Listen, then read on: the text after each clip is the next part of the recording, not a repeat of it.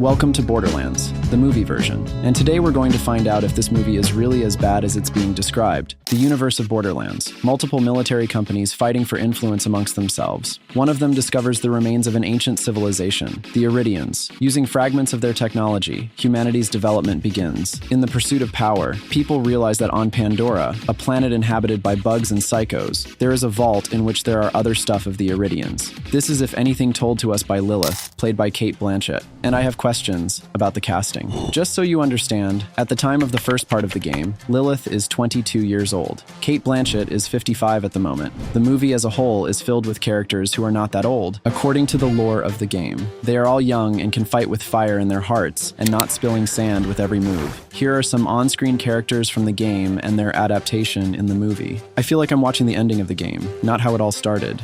At this time in Promethea, Lilith, a bounty hunter, shows up at a bar with a man she's going to hand over for a bounty. I'll say up front, I like the soundtrack to the movie, and overall it's not too bad so far, despite the fact that some of the actors hit the characters' looks well, and some of them...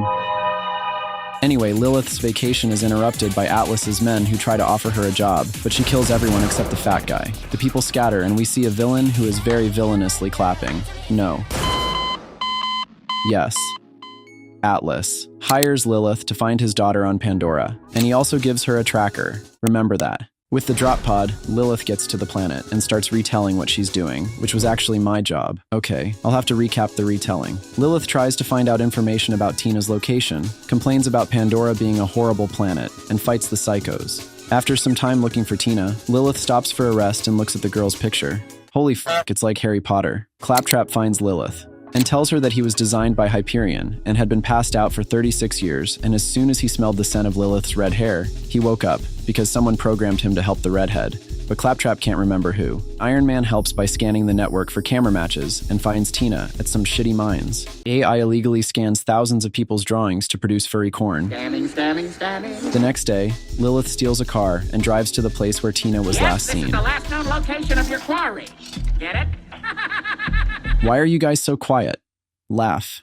I'm wondering if there will be a moment in the movie where she goes around grinding guns and money. I mean, she's just starting out. She needs to level up. Lilith goes inside, where she finds Tina's room full of plush toys. There she meets the girl, who is happy to be returned to her father. Lilith tries to use the tracker, but it falls out of her hands in the most ridiculous f***ing way possible. Under the bed, she finds explosives and realizes she's screwed. But she manages to successfully escape. Tina is waiting for her on the roof, throwing toys with explosives.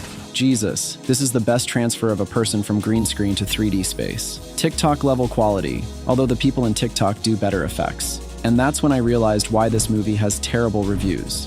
When the graphics look okay and in general not even bad, but the way they put live people in it, it's fucking horrible. And it's about the same thing we're gonna see in a Minecraft movie. God give me the strength to finish this video. Anyway, Lilith is trying not to die from Krieg, and I'm trying not to die from cringe. Lilith gets to the roof and tries to negotiate with Tina, but Atlas's military arrives and wants to grab the girl. Later, Roland arrives, and an incredibly interesting chase ensues. Based on this movie, I'm creating my bingo of bad movies. That's what I've put down here so far. If you have anything else, write in the comments. And their chase ends with them surrounded by Atlas military and a pissing monster, and that's how they get out of this problem. Wow, this is just like Fast and Furious. Our heroes have successfully escaped, but the problem is the tires. After landing like that, they're fucked. The heroes arrive in the city. In the city, they want to ask Moxie for information about the scientist who helped Roland with the information. And by the way, what was Roland's motivation for kidnapping the girl in the first place? To keep Atlas from using her, since she's like the daughter of the Iridians and all special. Moxie, who looked like this in the game, tells them where the scientist they wanted. They take the elevator and find the woman, Tanis. I honestly don't understand why the cast doesn't hit the ages of the characters. Lilith and Tanis recognize each other but are not on good terms, and Lilith is about to leave, but doesn't. Here it is, the main character's pose. Tina comes to Lilith on the roof to tell her that she was made, artificially, from Iridian DNA, because according to the prophecy, only the daughter of Iridians will be able to open the doors of the vault. She starts crying, and the redhead calms her down, telling her that she won't be found and everything will be fine. She tased me! Is this seriously an Axe commercial? The soldiers notice Claptrap and shut down the entire town to find the intruders, but the protagonists escape the town through a dumpster and go in search of the second key to the vault, which is in the poison caves. The cave hatch is happily helped to open by a man in a mask from the production crew, who they forgot to cut out in post-production. Underground, they find that the caves are filled with acid and they only have a small iron bridge. A weak bridge? Let's all go together, so it's sure to break and everyone dies. They go on where they find drawings of psychos. Tina suggests blowing everything up carefully, but Lilith rejects her offer, saying they can't risk the girl. From the position of her eyes, she was saying this to the psycho, not Tina. The heroes go further into the cave and find a crowd of psychos, which they send Claptrap to distract. He succeeds in this task and even survives. The heroes reach the vault and Lilith finds the second key without any problems, but because of Claptrap, who defecates with bullets, they are noticed, and a fierce firefight with the psychos begins. Holy f***, Lilith is spinning revolvers. While we have a moment alone with you, my dear viewer, I want to say subscribe to the channel to not miss new. I want to say that if this movie would have come out earlier, about 10 years so earlier, it would have been even good, and all these techniques in the script would have worked not bad.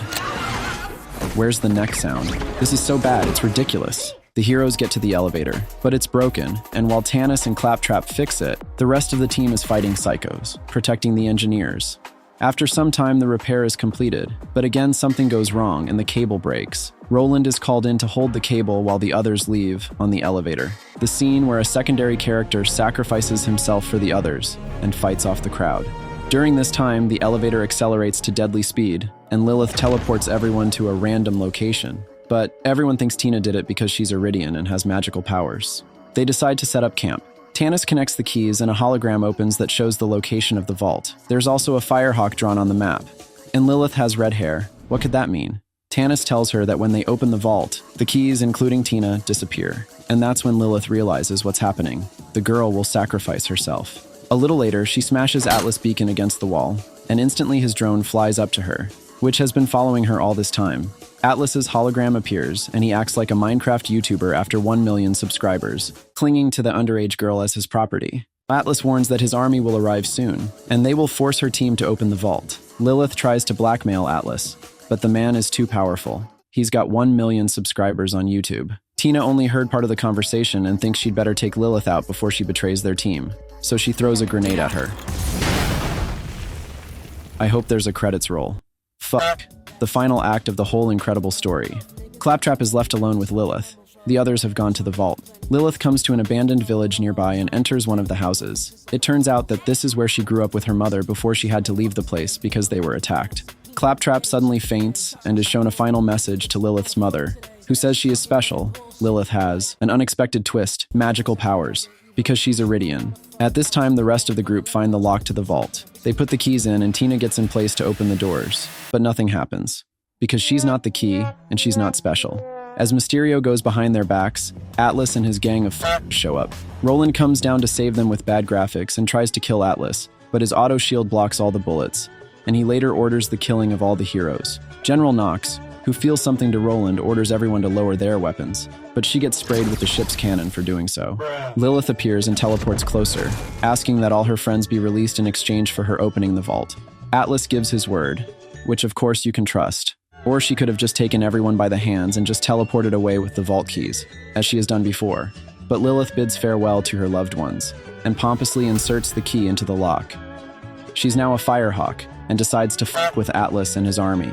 But even she has a weakness, a large caliber weapon. She doesn't die from it, unfortunately, and tries to smash through the spaceship flying like Captain Marvel. But she's not Captain Marvel. She actually faints and falls to the ground. Okay, she's alive and in a battle with technology. She still managed to win. Atlas has taken Tina hostage and asks Lilith to open the vault for him. The three of them go there. Welcome to the technology cave. The quality of the graphics is fucked up. Lilith starts cosplaying Scarlet Witch and takes the shield technology from Atlas.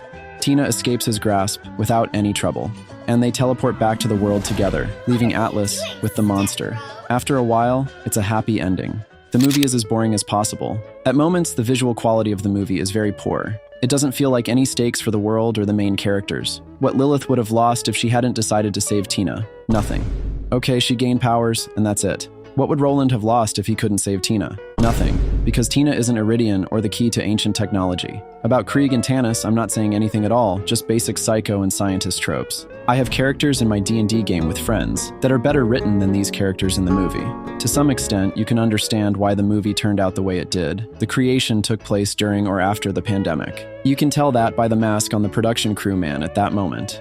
Most likely, the people who were involved in post-production were rushed, and this is what came out of the rush. Once again, the movie would have looked great 10 to 15 years ago, when the first part of the game came out. The jokes, plot, and effects would have looked good. Therefore, I rate this movie as junk out of legendary.